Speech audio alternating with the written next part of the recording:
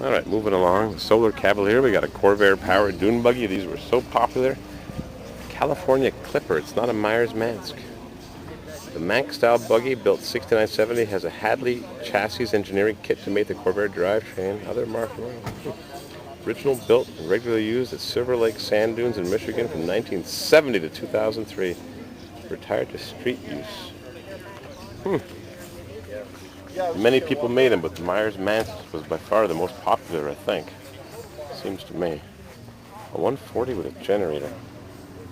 The center mount Holly. Yep. Gotta have tow hooks. Mud buggy. Sand buggy. That's what they were for. This one even has a top. Pretty uncommon to see a dune buggy with a top. This is a fancy one.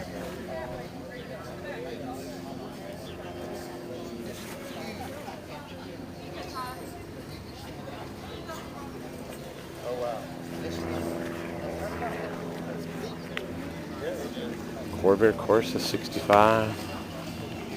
Here's one undergoing a restoration. Little by little, that's how you get them done. Little pour 15. Trunk lid from something else. Get her done. The old 13/16 6-point socket. Turbocharged.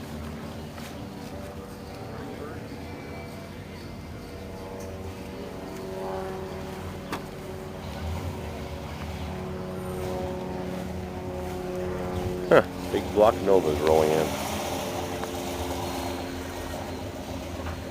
As economical as a Corvair was and cheap to operate, Chevy Nova SS big block was a monster. It don't sound like a 307 in that, does it? Don't think so. As economical as a Corvair was to operate, that was American excess. Big block Nova. Why would they put a station wagon motor in a little car like that? I know. Go as fast as you can. Has it at least got disc brakes? Yeah. Super Sports all came with disc brakes. It's funny because the Impalas didn't, the Hemi cars didn't. I know. 4-speed with a Hurst shifter, tachometer in the dash. So much for looking at the Corvairs today. Now we're looking at the Novas. Did you want to see the motor? Sure. Gotta love that rat motor with the slanted valves. There you drive it. Was this an original SS car? Yeah. Big block? Yeah. That's why the heater cores moved Yeah. over. Yeah. Yeah, there's a lot of little differences. Larger fuel line, Oh, engine tie-down bracket. The Yeah. Corvair guys are gonna hate me because I'm showing a Nova SS when I'm supposed to be showing Corvair. It looks fully restored. Pardon? It looks fully restored. I had the front end all off at the sheet metal. I did the whole suspension again. The correct sheen. This is all powder coated, the satin black. Yeah, I see. It looks perfect. Yeah. So. Correct fasteners. Correct fasteners. Oh yes. Correct sheen. Yeah. Correct little buttons. Wire harness. Spring ring. See the even inside the. Yeah, I'm gonna bust you though. Got a hardware store bolt right there. I know. I couldn't find one. I probably have one. It's a longer one with a point Yeah, on the it end. is. Yeah. Winters Foundry. Now this is which horsepower? 375. Solid lifter. Why the heck not, huh? Yeah. Back in 1969, a friend of mine wanted to buy a Hemi Dart, like they were racing with. They wouldn't sell him one, obviously. He was just a street guy. So he went to the Chevy dealer, says, I want the biggest motor and the smallest car, what you got? And they sold him one of these, asked him what color, he says, I don't care. Yeah. I want to go fast, M22. Yeah. Now my first one, I bought in '69 from Berger Chevrolet in Grand Rapids. Mm-hmm. Just like this, but dark blue. That was his, and he still has the Pi-Pate hubcaps in his basement. Yeah. Went through a couple of clutches and transmissions and whatever else, and after 9 months, he wrapped it around a pole. Really? Yeah. And a speed shop guy bought the car because he knew what it was, even when the car was less than a year old. See, that's all right. It's a good driver. It's not a show car, but Oh yeah, sure. it's a good driver. What did it look like before you started on Well, it? it did come with a vinyl top. And so that's full of glass out and move the vinyl top. You know that was GM's biggest moneymaker back in the late 60s? I read the Jim Wanger's article. Rust right there. Oh yeah. And you know how they hold that piece in? With steel staples. Just like on the fender well trim, and the Corvairs have those steel staples too. Yeah. So I didn't like the vinyl top, so I took it off. Staples here holding on the fuzzy. Yep, just like they're supposed to. So what did this car... Did the vinyl come? It went down all the way to the quarter. What did this car look like before you started? It's a 30-something-year-old car. Well, the guy had it, that I bought it from, had it for about 25 years. And, Had he bought it new or almost new? oh, he was the second owner. So he had driven that. In a number of years, they decided to sell it. I'd been looking for another one, and so, like I said, it's not perfect, but... That's a cast piece. Pardon?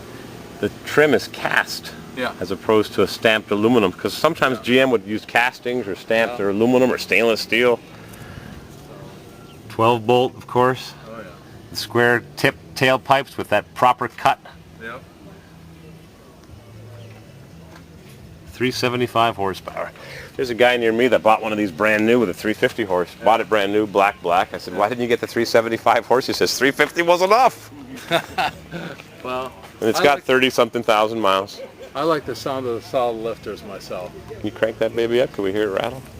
I always thought that the Novas with the 327, 350 were solid lifters. The L79s, they're not. No, we're not going to do it. Just a little bit. We don't want to be doing donuts here.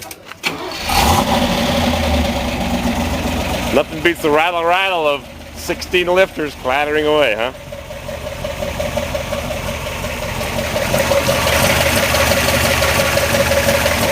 I'm going to put the camera underneath for a second, get that rattle up close.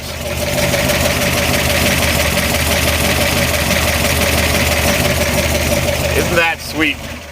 Well, Gotta love it. Even the exhaust, I got the exhaust from Gardner. Mm-hmm. And it's exactly how it should be.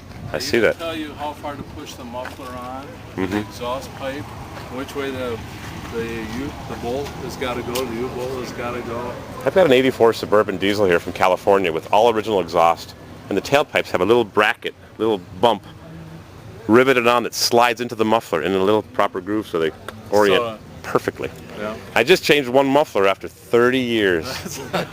Believe it? The other one's still on it, and I left a little tab on it, put the proper clamp back, put it in the right orient. It's just a work truck, but Yeah, so what? that's a great car. I'm Corvair Wild on YouTube, by the way. Look up Corvair Wild on YouTube. Corvair Wild. So where were we? Oh yeah, speaking of Corvairs, here comes a 69 convertible. 69 convertible, low miles, probably original paint. I don't know who you're talking about. Look at that. These figures are at $5 an hour for labor. Also, you were given 4 Keystone mag wheels with Sears steel-belted radial tires free. Here is the statement you requested. The customer's yellow copy and all of these repair orders is gone, so I believe you have them. Oh, it was a follow-up to a car that he bought. $5 an hour for labor. Solar Cavalier. Single headlamp model. This very car. Right. Yeah. So how much are you really going to drive? Nice car. What the heck is it? It's a 65 Chevrolet Corvair Corsa, but about 1974 it was rebuilt by Solar Automotive of Princeton, Wisconsin. One of 30 made. Amazing. Oh, this is Sunroof. Does this car have a sunroof? Nope. nope, no sunroof. Nope. I've got a 66 Fitch Sprint with a pile of paperwork in there from whoever owned it for a million years. Wow. It's got all kinds of stuff just like this. Solar Cavalier stuff. Letters to John Fitch's manager and Bill Thomas, Chevrolet, and Don Yenko. Crazy. I wish I knew who owned the car. Tunneled headlamps. Craftsman working for $5 an hour. That's what it said here. Wow. Labor at $5 an hour. Keystone mags and Sears steel-belted radial tires provided free with the car. New Corvair modifications. Spoiler. Interesting.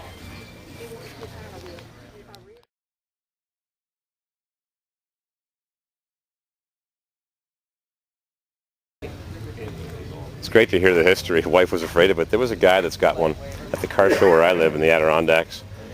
He shows up at a racetrack for Hemmings Muscle Palooza. Oh, yeah. He's got a Camaro big block with an automatic, and the story was he had something 4-speed. The wife says, No. So he went to the dealer in '69 and bought a 396 Camaro with an automatic, and it's got 30-something thousand miles. It's been in Hemmings Muscle Machines, and it's original paint. I've probably seen it because I get that. I've been getting it for years. So. It's the one that has the weather stripping glue dripping down the door frame. Yeah.